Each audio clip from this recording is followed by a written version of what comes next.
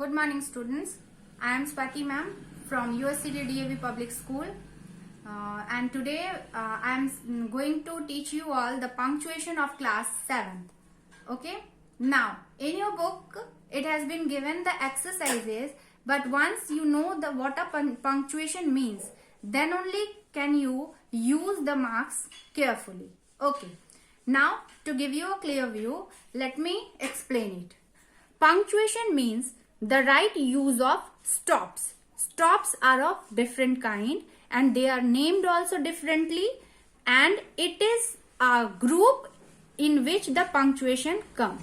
Okay, and different type of stops may alter the sense of a sentence. Suppose if we mark a stop, only simple you can see a stop. If we say Ram eats a mango and put a full stop, it is a clear sentence. But when we say Ram eats full stop a mango, that will be a incorrect one. Likewise, the use of the stops make a sentence clear of their views of how, in which sense we are talking. That all will be cleared only by the useful use of the marks, punctuation marks. Okay, the principal stops students can be seen as full stop. Number one is the full stop. Its mark is a dot, small dot, okay, at the end of a sentence. Second is the comma. Comma is dot with a little cursive. Okay. Now the semicolon. The semicolon stands with these two, a stop and a comma. Okay. Fourth one is the colon. Colon, it is used as a two dots. Okay, two full stops. Like that, note of interrogation. Note of interrogation, interrogatory marks, you all know, that is the question mark, and here it is. Okay. Now, note of exclamation, exclamatory marks. Hoo, ha, hare, those all things are the exclamatory marks. So, note of exclamation is a, what is this? You can understand, a line with a dot beneath it. Okay. Now the inverted commas, this you will be using in the direct indirect speeches. Okay. Inverted commas. One is this side and one is upper side. And the apostrophe you have learned since class 3rd, because apostrophe is used to minimize a word, such as it is been written its. That is called the apostrophe. So this was a close view of all the punctuatory marks. Okay. Now a small brief introduction of all these. Number one is the full stop. It represents the longest pause. The longest pause, that means the sentence has been ended. Okay. Used to mark the end of an assertive or imperative sentences. Whatever we talk, those sentences are being marked by a full stop, and imperative sentences where we use the advice, command, request, those all things. For example, time is money, full stop. Shut the door, that is will be full stop. Number two is after abbreviation and initials.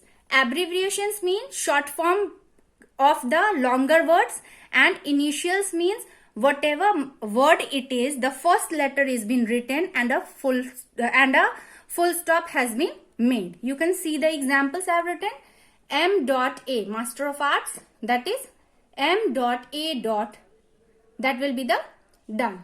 M.L.A, MLA, Corporation, Mr. C.L. Gupta. See the full stops I have made.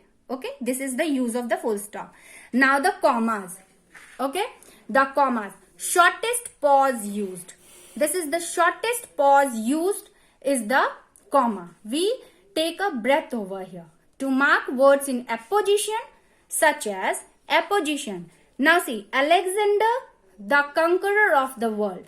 Okay, here you can assume that if Alexander is written another more bit of information about him is been given after that. This is called the apposition, and here comma is marked both way. Here see, Alexander comma, the conqueror of the world, comma, this is the last sentence of this sentence. Okay, this is the last one, began to weep. Now, to separate two or more parts of speech that comes together. Health dot wealth dot no dot health comma wealth and peace go together. These three can't be written similarly, simultaneously they can't be written, so a comma is necessary. Likewise, he lived wisely, peacefully and honestly. To separate each pair of words of same class or kind. Okay, now see here, rich and poor are called same types. Okay, now they are the similarities which are the put in together. We talk about them simultaneously. Now, rich and poor, high and low, young and old, all must die. So this is a great saying, and you put a comma in between these. Okay, now number 4 is the to avoid the repetition of a verb.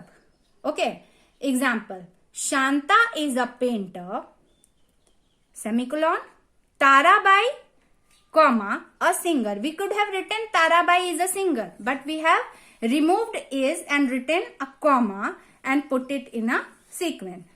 Okay, now the third one is the semicolon. Semicolon is a pause greater than that in